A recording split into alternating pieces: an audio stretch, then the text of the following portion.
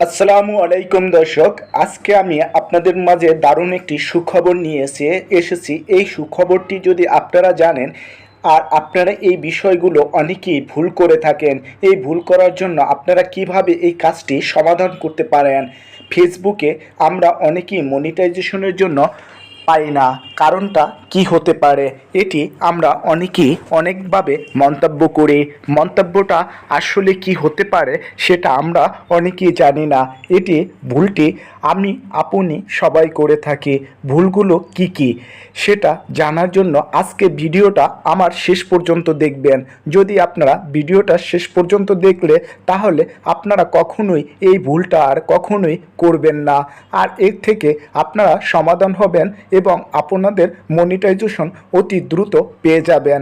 Facebook monetization একটি সোনার হরিণ, যেখানে আমরা ফেসবুক মনিটাইজেশন পাওয়ার জন্য প্রতিদিন ফেসবুকে ভিডিও আপলোড করি, ছবি আপলোড করি, বিভিন্ন কায়দায় আমরা চেষ্টা করি। সেটি যদি না পাই, কি ভুলের কারণে আমরা মনিটাইজেশন পাই না ফেসবুকে, সে ভুলগুলো আজকে আপনাদেরকে দেখিয়ে দেব।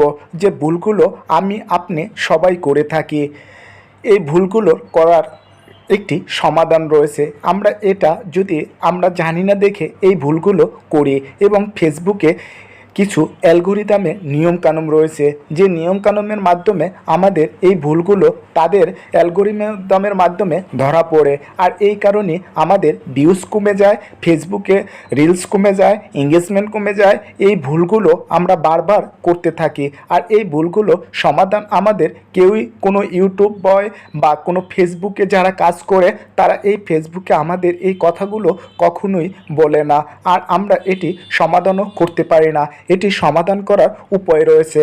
কি ভুল করে থাকি সেটি আজকে আপনাদের দেখাবো। এক নম্বর ভুল করে থাকি, আমরা যখন ভিডিও আপলোড করি তখন গ্রুপে শেয়ার করি। আমার ভিডিওটা আমি নিজেই গ্রুপে শেয়ার করি, এ কারণে আমাদের ভিডিওর রিলস এঙ্গেজমেন্ট কমে দেওয়ার কারণে আমাদের ভিডিওতে তেমন কোনো ভিউ আসে না। আর আমি যে ভিডিওটা যার মাধ্যমে যে করেছি সেটা কিন্তু তারা এর মাধ্যমে ফেসবুক অ্যালগোরিদমের মাধ্যমে বা রোবটের মাধ্যমে দেখতে পারে।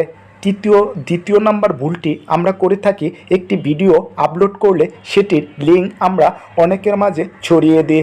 এই লিঙ্কগুলো কিভাবে দিই? সে লিঙ্কগুলো দিতে পারি হোয়াটসঅ্যাপে, দেই ইউটিউবে, দেই অন্যান্য আইডিতে, টিকটকে। এই আইডিতে দেওয়ার কারণে ফেসবুক মনে করে যে আপনার ভিডিও আপনি নিজেই তো ভাইরাল করতে পারেন, তাহলে ফেসবুকে ছেড়ে লাভ কী, এবং ইউটিউব অ্যালগোরিদম কি করবে বা রোবট সিস্টেম কি করবে? আপনার ভিডিও আপনি কখনোই ভাইরাল করতে পারবেন না। আপনার ভিডিও ভাইরাল করবে ফেসবুকে রোবট সিস্টেম। তৃতীয় নাম্বার ভুলটি করে থাকি, আমরা কোনো ভিডিও বা ইউটিউব কিছু ছাড়লে ট্যাক্স করে থাকি। তৃতীয় নাম্বার ভুলটি করি ট্যাক্সের কারণে। আমাদের এই ভুলটির কারণে আমরা অনেকের মাঝে ট্যাগ করে দিই। ট্যাগ করলে সবার মাঝে ভিডিওটা পৌঁছে যাবে এবং ভিউর পরিমাণ বেশি আসবে। আর এখানে দেখতে পারি যে আমরা ট্যাগ করলে ওই ভিডিওটায় আরও ভিউ কম আসে, ছবিটায় ভিডিও কম আসে। এটার কারণ হলো আমরা নিজেদের ভিডিও নিজেরাই ভাইরাল করতে চাই বা নিজেদের ছবিটা নিজেরাই ভাইরাল করতে চাই, এই কারণেই আমাদের ওখানে ভিউজ খুবই কম আসে। চতুর্থ নাম্বার কাজটি করি হলো কমেন্ট করে বারবার ফলোয়ার বাড়ানোর জন্য আমরা মানুষের কাছে রিকোয়েস্ট করে লিখি ফলো ভালোবাসা ডান, তারপর ফলো ব্যাক টু ব্যাক, এভাবে লিখে থাকি। এ কারণে এটি কিন্তু ফেসবুক অ্যালগোরিদম এটি কিন্তু সম্পূর্ণ দেখতে পারে। আরও একটি 5 নম্বর ভুলটি আমরা করে থাকি, সেই ভুলটি হলো রুলস রেগুলেশন মেনটেন করি না। ফেসবুক এবং ইউটিউব যাই করেন না কেন, যেখানে কাজ করেন না কেন, সেখানে কিন্তু একটি রুলস রেগুলেশন আছে। সেই রুলস রেগুলেশনটা আমরা পালন করি না। প্রতিদিন যদি আমরা একটি ভিডিও আপলোড করি বা একটি ছবি, তাহলে একটি নিয়ে সীমিত থাকব, এবং 10টা করব না, প্রতিদিন যেভাবে একটা করি সপ্তাহে যদি একটা করি একটা করব, যদি 3 দিন পর পর একটা করি সে একটা ভিডিওই আপলোড করব। আমরা কি করি, একদিনে 10টা ভিডিও ছাড়ি আর 5 দিনে একটাও ছাড়ি না। এ কারণে আমাদের ভিডিওগুলো বেশিরভাগ রিলস এঙ্গেজমেন্ট কমে যায়। আমাদের একটা রুলস রেগুলেশন, যে কোনো কাজের একটি রুলস রেগুলেশন আছে।